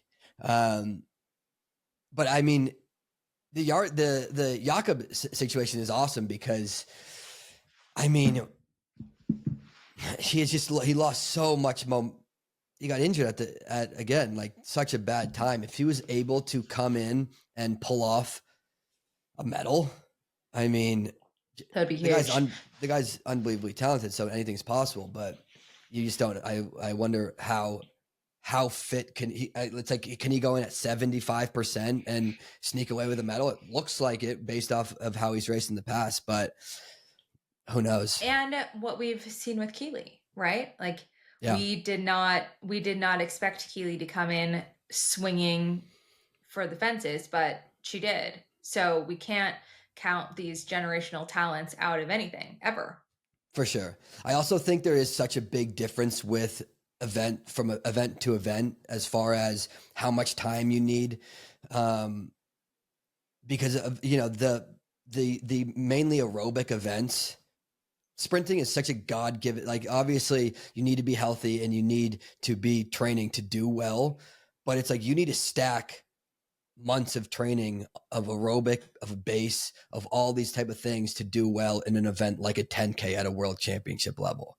Like for an event like I almost think that, like, when you go from the 100 to the 10K or to the marathon, it's like the more talented athletes are going to do better in the 100, and the people who can stay consistent and stack months and years of training on top of each other are going to do better in the more aerobic events. You can't like work your way into being one of the most talented 100-meter runners in the world. You can't just be like, I'm going to put in the lifts and I'm going to do a bunch of strides and sprint workouts and think I'm going to make a 200-meter team in the US, right? That's not how it's working. It's like, you got talent and then you've got work. And it's like, the more talented you are, like, the lower. And then that's what I think. Obviously I could be completely wrong. I don't know sprinting. You're not wrong. You're not wrong. It's like, even retired sprinters, you ask, oh, how fast could you run a 200 today? Like, oh, I could just kick off my shoes and go, a male sprinter could like go run a 22-second 200. It's like, it's just. Yeah. Yeah. Like it's like you right wake now, up and you have it. Yeah. Because right now we're like in a pretty serious conversation of, can I beat Chris Chavez? Which is like a disgrace. Like, it is a disgrace for us to even be asked that question, but it is a real true question because I would have my work cut out. I would absolutely have my work cut out for me. I saw what Chris ran for the 10. Did you see he ran 6:16 pace, I think, for a 10K? And I was like, okay, well, that's that would be tough for me right now, which Right. just shows you how because it comes from just the compounded interest of work. And so Yes. that's what's going to be interesting to watch with Jakob, where it's like, okay, you've missed some lots of critical parts of the season that you could have been stacking training on top of each other. If you're able to come back and still do really well and still medal, it would just show, I mean, it would just be that much more impressive. Completely. Compound interest of training. That is exactly what it is. Such a great way to put it. Yeah, no, it's and that's what it's like. I'm pretty sure the 800, it's like this, because the 1500 is closer to a 5K than it is an 800. The 1500 is more aerobic Yes. based than an 800 is closer to a 400, to a sprint, I feel like, than it is to a 1500 or a 5K, right? It's like you can go, you watch these guys, like Donovan is running like 25 miles a week. It's again, you're coming to talent. And then Right. the 1500 guys, yes, you're going to have guys like Jake Whiteman, or who are more 800 based, that are moving up. But again, it's you've seen it more with the 5K guys, like you mentioned before, succeeding in the 15 because it is closer to that event, aerobic based, And as they're opposed to the anaerobic running side. 100 miles a week. They're running 100 miles a week. Like that is a huge delta between an 800 guy running 25 miles a week to like, oh yeah, 800, 1500, same sort of event group. It's like, no. That's not the same. It is really interesting because I would imagine, and I don't know sprint training, but I bet you that everybody on the 100-meter start line isn't training as drastically different as you would, as say, like you take Josh Kerr's training compared to Jakob's training, and Josh Kerr is like a 60-mile a week guy, and Jakob is like 100 plus miles a week with, you know, the 6 threshold sessions of tons of volume. That's a big difference compared to Josh's, no double threshold, more like considered like the low volume, high intensity, that type of training. That's so much drastically different. And it's interesting to see, and they're both duking it out, right? Like it's one of the biggest rivalries in the sport right now. And they're coming at it from two totally different approaches. I just wonder if on the sprint side of it, there's, is like Noah Lyles training could it be as drastically different compared to, a Keishane, or, like a Kenny. And that's why it's just That's a great question. I would love to know the answer. Point of view. Yeah. Great question. The one thing you can, I was just thinking about it, how Jakob has like changed his impact on the sport is going to be mostly of the double threshold. Like when volume, the double threshold, Jakob like really because as in like America, right? Everybody was kind of doing the exact same thing for a long time, right? There'd be switches, there'd be differences and tweaks and all this stuff, but everybody was doing a Tuesday, Friday, Sunday split. They're doing 2 workouts a week in a long run, and they were definitely probably training too hard in those sessions. And then Jakob comes onto the scene, brings forth the Norwegian training system, and he's absolutely dominating everybody. And you go, what's different about him than everybody else? And you see, well, the guy's getting twice as much volume of quality of actual good workout than these other guys. And he's doing it in like a smarter way. And now you're seeing everybody in America, they're starting to utilize this. They're starting to think like, okay, maybe we don't do exactly that. Maybe we don't do the 6 thresholds or whatever he does a week, but we're going to mess around and we'll do 1 day of double threshold, right? We're going to maybe it's just one of these things where his impact on the sport is like bigger than just, it's like, here comes Jakob and he's cleaning up and getting records and winning medals and stuff. But it's like, no, the behind the scenes stuff is he's like changed the way that people are training, like fundamentally, and like viewing how to approach a training cycle, which will impact way more than just like on the medal side of things. Oh, for sure. And I think it's been a slow evolution of his impact, right? Like, not only has he been doing this double threshold thing as an adult, he's trained like this his whole life. So I think there was a little bit of a lag where a lot of American coaches and athletes thought like, oh yeah, let's try to do exactly like this. And it failed miserably. Like, it was not, you didn't see the depth and the sharpness and greatness that we're now seeing from the American side in the middle distances. I think it took a while to figure out, like, how do we, not all of us training in the US were on skate skis in childhood, you know, bringing up our VO2 max from age whatever, 6. And how does this fit into the paradigm of how human beings in this country have been training forever? But that's all been figured out and tailored now, and you are seeing the influence. And when you think about changing the game, it's like, all right, this is like a Steph Curry-esque situation where now we're changing how people train, but also how people execute, right? Like, it's not, when we think of championship racing of old, it was like all sitting and kicking.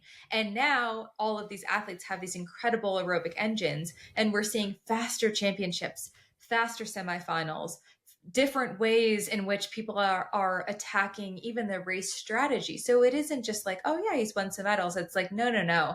This is a deep shift in training results, but also how we're getting to those results on the day, on the championship, in the lead up to the championship. It is the reach is vast of how he's shifted things in the sport.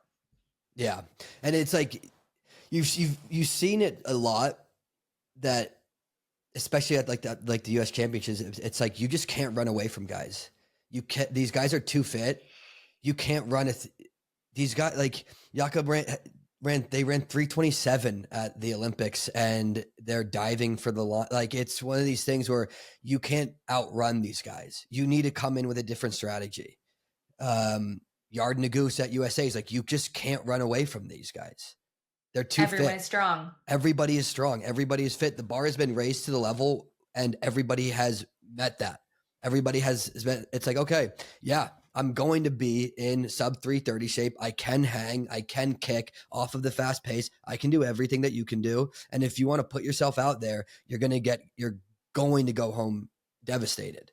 And like Jakob's done. And it's funny because Jakob's tactics in the 5K are always so sound.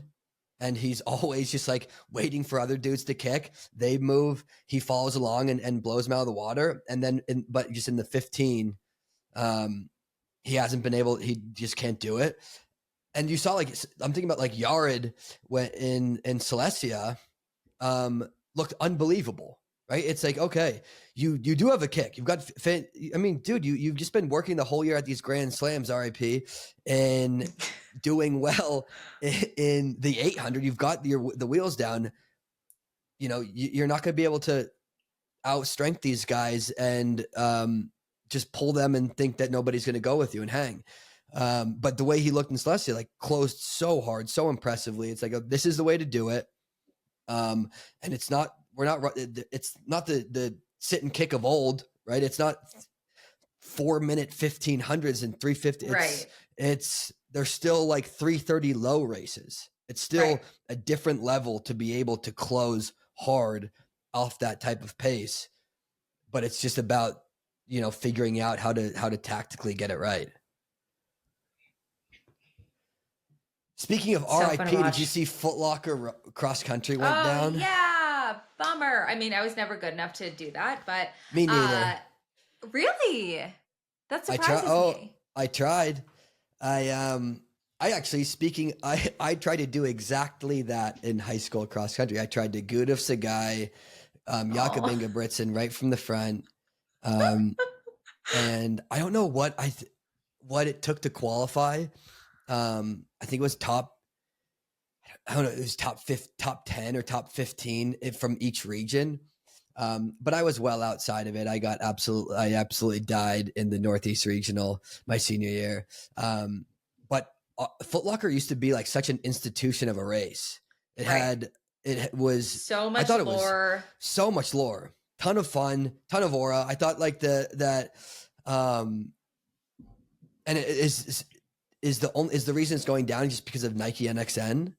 I have no idea. I didn't really get into the weeds with it, but I just saw that they announced, look, we're going to go in a different direction. We want to serve the athletes in the best way, and we just don't think this is the best way anymore. And it was just this public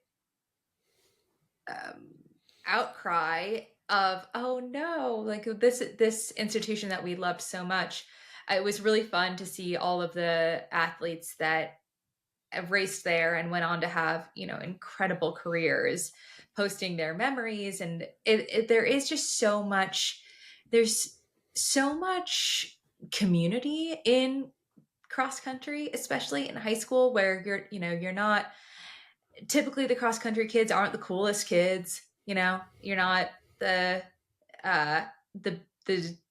when people think of a jock, they're not really necessarily thinking of a cross country kid, but there is just so much strength and I don't know, like coming of age that happens on a high school cross country team, and looking at all of these photos of all of these kids when they were young, and like you're like, it's so cool to see these fucking nerds blossom.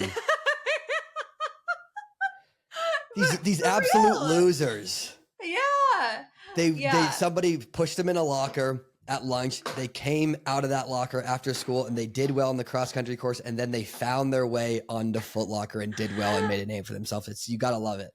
You gotta love it. It was such a fun, man, because everybody every US star, if they were good in high school, they came through and they did Foot Locker. Mm-hmm. Everybody did Foot Locker. It was like one of these institutions of high school running, and there was no other race. You didn't do, and there wasn't NXN. It's not like, oh, you're choosing between NXN or Foot Locker. All you got is Foot Locker. And so it was like really one of these things, like a springboard of like vaulting these high school stars onto like a national platform for the rest of the country to see. I mean, I still remember like high school legends like AJ Acosta, Dylan Rupp. Like the first times I'd hear about those guys would be, when they were racing Foot Locker. There was this guy in my hometown, name was Corey Thorne, and he was really good at cross country, and he would be like racing those guys at Foot Locker, and like the whole you'd be excited to watch him race, and like that was the big race that everybody was excited for.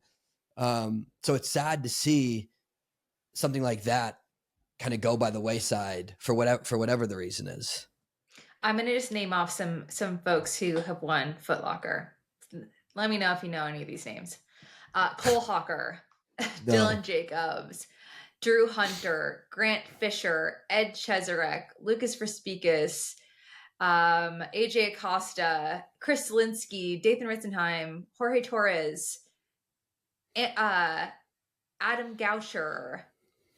Crazy. Yeah, no, exactly. Bob Kennedy. Yeah. It's a real walk down like the memory lane of the history of distance running. It has such a great legacy that it's tough to build that, right? Like that. It is very tough. It's just so tough to build that. And like NXN, obviously, like it's had great stuff, but doesn't have the same. And I don't know if this is just me, like now being like an old timer, or I'm like, it's not the same thing, man. You're old as dirt. Yeah, they're like, just die already, dude. You've lived a good life. It's time to go. But yeah, it's just there's nothing quite like Foot Locker. I think the difference that I sense the most is when I think of Foot Locker, I think of the individual. on the women's side, it's, you got Winnie Colati, Sarah Hall, Molly Seidel, Jordan Hesse, all of these Yeah. names that are go on to become sort of household names. And NXN, to me, it feels more like a team thing. Like, Yes, exactly. which is, it's probably good in some ways, of like, yeah, I cross country is a disagree. team sport, and you're highlighting it, but there is, like, if you won Foot Locker, Emily Sisson, you're just like, you are, it's so important. It's the first time, I think, that it's like the first stepping stone of being a household name in a sense, and that you just don't get that. Like, I don't really know, who won NXN. You say the team, not the person. Yeah. If that makes sense. Well, and I think kind of like exactly what you're saying is, you all, as like an athlete, you have these races that kind of cement what you think. It's like you are this athlete in your head, right? And then to be able to go out and prove to the rest of the world that, like, I am actually the athlete that I believed I am, and here's the proof. I'm sure for a lot of these people, a lot of these athletes that want to have historic careers, that Foot Locker race is one of those races where it's like, okay, like, I am really good. I am who I think I am. And it's like it's a springboard for the rest of your career. And yeah, you can win your state championship and you can win your local races, but until you get to the big show, which is Foot Locker, it's like you never really actually know how you're going to stack up against the rest of the people that you've heard about through the grapevine or however it is. But I kind of liked how Foot Locker, there was no other thing, and there's no options, right? You either do that or nothing. And right. Yeah, it's would have loved End to of an make it. era. Yeah. Looked cool from Looked sick. I love Yeah, how from I'm the just bleachers. I love how I'm just waxing poetic about Foot Locker, and they're like, dude, you never even came close to making it. You don't even go here. You don't go here, dude. Wait, so what did you what was your high school? What was how far away were you from making it? Yeah, well, so I didn't run cross country all 4 years. You I did just track. cheerleading instead. You're a Yeah. cool girl. So yeah, I was a cool girl. Kind of. Sort of. So You couldn't even watch did, Bring It On. I couldn't even watch Bring It On, so I was only so cool. But my freshman year, I was too busy being at cheerleading nationals in Disney World, so I wasn't there. And I was a sprinter. I was a sprinter through sophomore year, so I ran cross country my sophomore year, but I was still a sprinter on the track. And my junior year was the first year that I did cross country and middle distance. So I wasn't really that was like I don't know, like I'd made varsity that year, and like, oh, okay, cool. And I think I made state, but I can't really remember how that all shook out.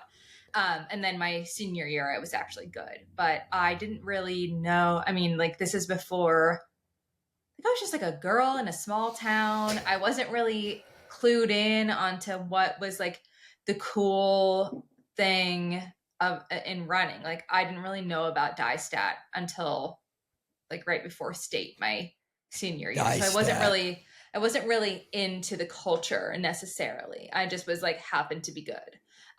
So I didn't really know that was something to pursue until there was like a regional something that was like not associated with some sort of like national race. Like, I did the Mideast Meet of Champions, which is like nobody's ever heard of. And when I was there, I learned that there was this thing called Foot Locker, and you had to go run these regionals, but it just like went totally over my head. I was oblivious. You were busy cheering. It was busy. It's busy. What can you do? Let's see, do we have any other races to talk about, or we should get some Okay, we should some get voicemail to stuff. some voicemails, but did want to shout out Josette ends up fourth. Oh, yes. 5K in Good Brussels. rate. That was a great 14:30? race. 14:33. Yep. Really so good race. that is another. We talked at USA's that I think a great goal for the women's 5K and women's steeple is like, being in the final and being, trying to be top 10. And I think Josette is showing that she's ready to rise to that occasion. For sure. Good to see. What was she? Where did she finish in that race? She was fourth. Yeah. So it's like, which is great. Really, really good. And another, I'm sure she's really happy about that going into Worlds. Definitely. Okay, let's get into some voicemails. I listened to a few of these, but I don't have them saved, so it's going to be a little bit of a okay, here we go. A potpourri. I'm not sure. I'm just going to hit play on one, and I'm not sure what it's going to be. I know that there's 2 voicemails that are connected, and I think I'm going to play those first. So I think one person left 2 voicemails, so we'll start there.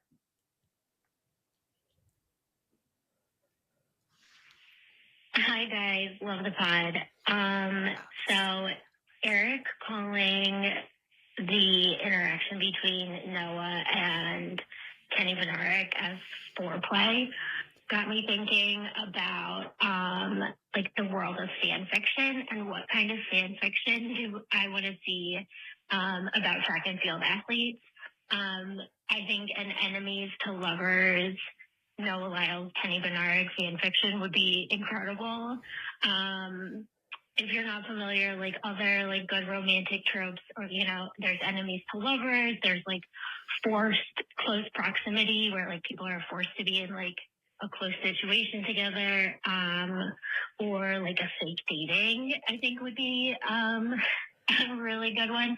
So, what storylines would you want to see with other track athletes, past or present, and there are no rules. Like, people don't have to be, people who are married. That doesn't exist in fanfic. Like, you can do whatever you want. Okay, thanks. Love you guys. Bye. Yo. That's not the voicemail I thought I was playing. That is so wild. Yo, she's horny. Wild. Yeah. Wait, so she's asking, is she basically asking who on the scene do we want to see fuck? I think so. Well, I mean, it sounded like she's saying fan fiction. Now is this is I'm thinking like romance novels. Yeah, have you ever read one of these? I have. I've read. I'm pretty sure. What was the really popular one going around? It was. I think it was called Thorns and Roses. A Court of Thorns and Roses. I haven't read that one. Yeah, yeah. Honestly, got good read. Super horny, and the whole thing is just like one constant. Like they're just edging you, right? Like they're just bringing you along. They're like, "Are we going to? Not yet. I want to so bad. Not yet. Oh my god. Oh my god. I want to. Not yet. Bring him on. Oh my god. Oh my god. Tension." Constant tension. I'm about to. No. Yes. Almost. Fuck. Right? I'm like, I listen to a lot of these books on Audible, like the Emily Henry and whatever. Taylor Jenkins Reid.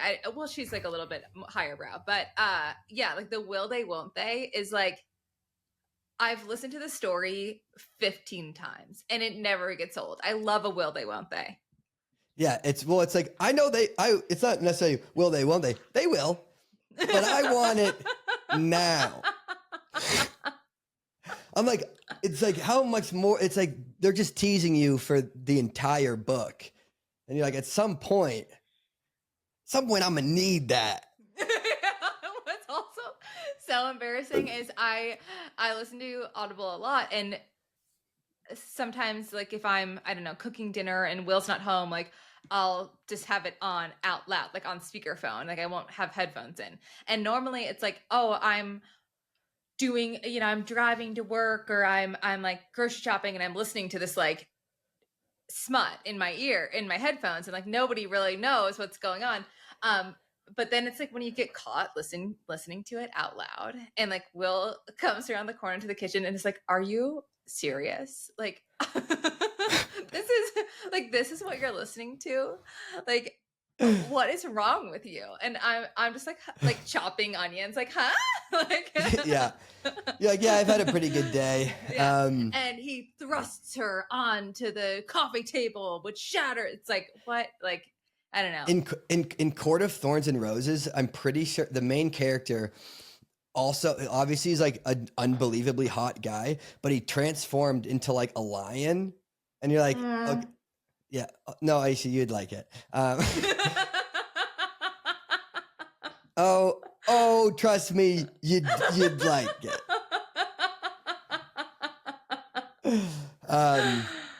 Okay, so which of what a hilarious question. Which of these people? Also, she's like, I wouldn't mind seeing Noah and Kenny fan fiction. You're like, girl, you are wild. Off the top of my head, who do I want to? How about you go first? Who do you want to see in a fan fiction? This is a hard question. Yeah, it's a really it's a very intimate question. It is a very intimate question. And the reality is that track and field is a very beautiful sport. Every event has stunning human specimens. Like what would you say is the hottest event? Like the women's 400 hurdles, something like that? 400 hurdles, men and 400 women. hurdles specifically. Men and women. Yeah. Okay. Woo. Yeah. Yeah. Yeah. For sure. Yeah. Okay. Yeah. Oh, yeah. Yeah. Yeah. Oh, yeah. Well, it's like, I mean, the honest truth is it's like the distance guys are pretty emaciated. Not necessarily like, let's just say that the smut novels, the bodies of the guys aren't usually like, oh, he's at race weight for 5K and I just want to fuck the shit out of him. I'm gonna give this guy a femoral stress fracture. Yeah, they're like, this guy's bones are weak. This guy's malnourished. This guy's, I'm not sure if this guy's been taking his iron, but his energy is not quite where I need it. I'm not sure I can, in good conscience, select the folks. I have something in my mind, but I'm not going to say it out loud. We're getting dangerously close. We're getting dangerously close to when we were playing when I wanted to do Smash or Pass with me and Mac. But yeah, I don't really have a good. She stumped me on who we want to see fan fiction about. Honestly, probably not track people. Realistically, maybe like you said, some 400-meter hurdlers. But yeah, I don't know what to say. Okay. She stumped us. We know what to say, but we're just not going to say it now. We'll when Eric texts me the outfit he's going to wear later, he can text me his thoughts. Yeah, like, oh my God, I want to fuck her so bad. I want to make a fan fiction novel. I wish I said that. Okay, I found the guy that sent 2 voicemails, and these are pretty outrageous. Hey, Eric and Aisha, this is Alex from Baltimore. So here's the basic situation, right? I had a long day of work. I took an edible to take the edge off. I'm chilling with my dogs, and I'm letting YouTube autoplay. And what pops up is a track all access video with the men of Oregon doing a long run, right? So the video starts, I lose track of it. And then I look up at the screen, and I see this blonde little twink that looks eerily similar to a young Eric. So my question is this: Eric, are you the original Drake? Are you hiding a kid from all of us? And, on a more broader topic, inspired by this, who would you say is each other's celebrity doppelganger? Love you. Appreciate the pod. Keep going. Bye. Blonde little twink. That's good shit. I wonder who he was talking about. Yeah, I'm A guy, curious. a guy in Oregon who looks just like me, a little blonde twink. Oh, I have heard I look like Connor Burns a bit. He's on the Oregon guy, but I wouldn't necessarily classify him as like a blonde little twink. He asked who. Yeah, do I have a kid? Do I Yeah. have? First of all, do you have any kids? Yeah, I have a 20-year-old kid who I had when I was 12, and I could he's see following the in my Connor footsteps. Burns. I could see the Connor Burns ish, but There's just a couple not- photos where like he's like kind Yeah. of resembles me.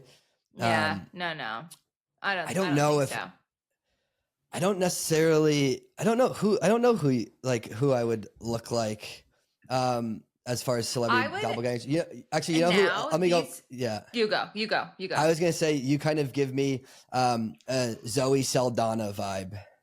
Love. You can Love kind of that. see that? Yeah, that's such a compliment. Thanks. Yeah, no, I totally see it. You're like for you just say like maybe the most offensive thing you could say to me. No, I was gonna say like as like in this body, like it's kind of giving like Mark Wahlberg. You're trying to butter me up, Aisha. Stop. But like I feel that you're always like slightly on edge from snapping. Like you would kick somebody's ass if need be. And that's kind of the Slightly energy I on edge. get from Mark Wahlberg. Man, that's not good energy, I don't think. I'm always Oh, I like slightly it. on edge. You like it. It's like, okay, he's maybe about to break. And, oh, okay. No, in a good way. Okay. So he follows up. No, this guy has another one? Hey guys, Okay. it's Alex from Baltimore again. I, just like you guys, do not condone violence, but here's a proposal for you. If you are, if you trip in a race and you could somehow see that it was someone else's fault, right? Either, maybe coming in too forcefully or moving, all around, you should be able to punch them. And this should be sort of like, right before you award the medals or whatever. I think this is a good idea. Thank you. Bye. Alex from Baltimore's edible really hit, and he I like the decided to idea. call back. I love the idea that people are kind of just getting high and hitting the voicemail. We got to start promoting that more. It's like, look, like start drunk dialing the voicemail, get messed up. Please call us. Say some stuff. Say whatever the fuck you want. That'd be good. Yeah, he's like, people are just waking up. They're like, oh, I got drunk as hell and called the Eric and Aisha a lot. Honestly, that would be like, don't drunk dial your ex, just drunk dial us. Yeah, and talk about your ex. Do it. Yeah. Talk about whatever you want.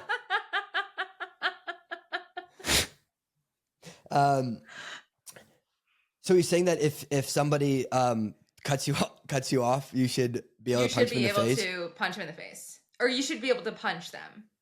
I completely agree. I think this is a great idea. I think it should be sort of like you explained to me in an episode previously about hockey, the hockey fights, that it's like, Oh yeah, condoned. I 100% think, like, so for when Hailu takes out Sinclair, I think Sinclair should get two shots. Like, you can get multiple Go ahead. shots. You can, like, this chick just totally messed up an opportunity for you where not only are you going to build confidence going into world championships, but you're also going to make some money. Yeah, you can punch her a little bit. Why not? I think you should beat, like, if you're gonna fight, like, it's not like you get free. You don't get free punches. You can just fight. Oh, okay, that's fair. Yeah, like no, like you don't get free shots. Sure. If you want to square up, sure. But you don't get, I trip and you trip. Now you think you get free shots? No. But also, I think it should be you don't wait till we're not doing it at the podium at the award ceremony. No, right there. Like, yeah, no, because like he said you do it race, like later. No. Like here, like your adrenaline is pumping. You're pissed. You should have to go out into like lane 5 and then just throw down a little bit. Well, do you remember there was I think it was like a high school race where some kid I think it was at Hayward, and a kid absolutely laid some dude out on the track. That's fun to watch, right? Obviously, we're doing such a hard pivot from our "We Don't Condone Violence" episode to square up to square up directly on the track.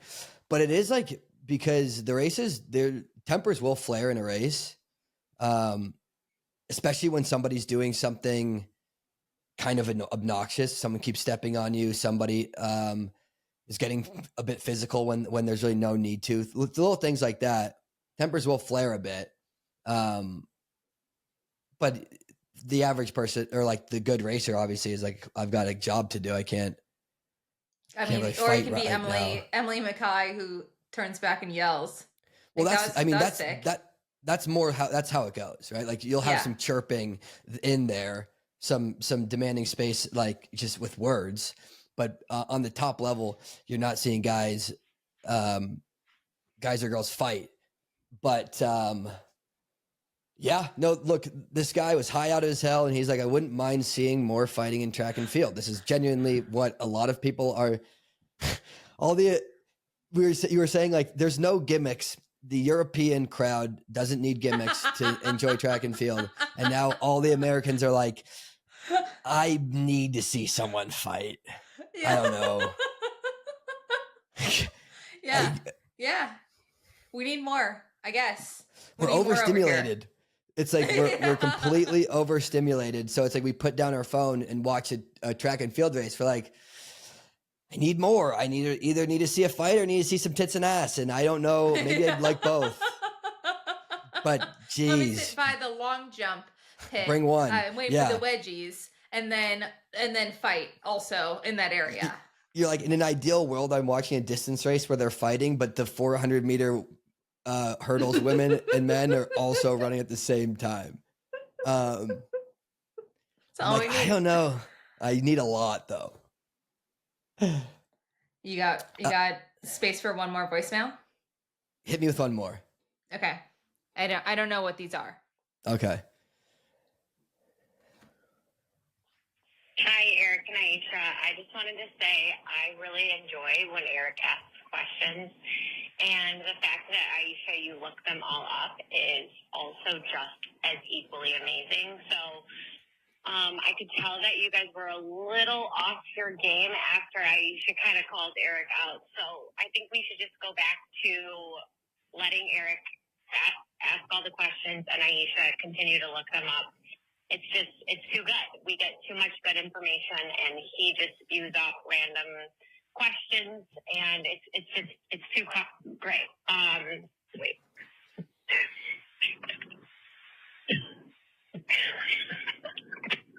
Oh, okay. That was it. It did seem like she then started laughing with her friends at the end. Like maybe she was also drunk at the bar. But sweetie, you got your wish, because we are right back on our bullshit. Eric asked me 1 million questions. I have 2, 4, 6, 8, 10, 12, 14, 16, 17 tabs open. Wow. From this conversation. I was going to say I didn't even ask any questions today. You did. I actually, I did. So for this episode, I plugged into my monitor so I could have multiple windows open so that I was answering your questions better than ever. Oh, you're firing at all cylinders over there. You got the whole studio up. I'm ready. I'm ready to go. Yeah. Okay. Sorry, I'm so curious. I love it, Eric. It's wonderful. It's never change.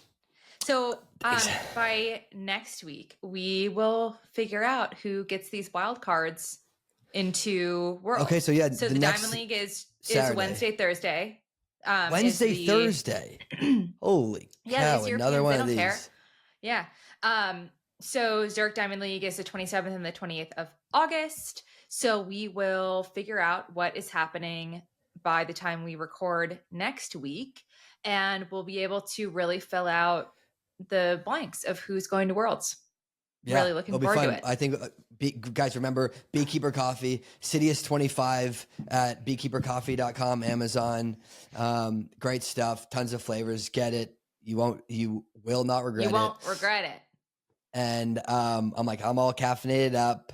I'm You're ready to go hit out with the town. I'm ready to boys. hit the fucking town. And we'll see you guys next week.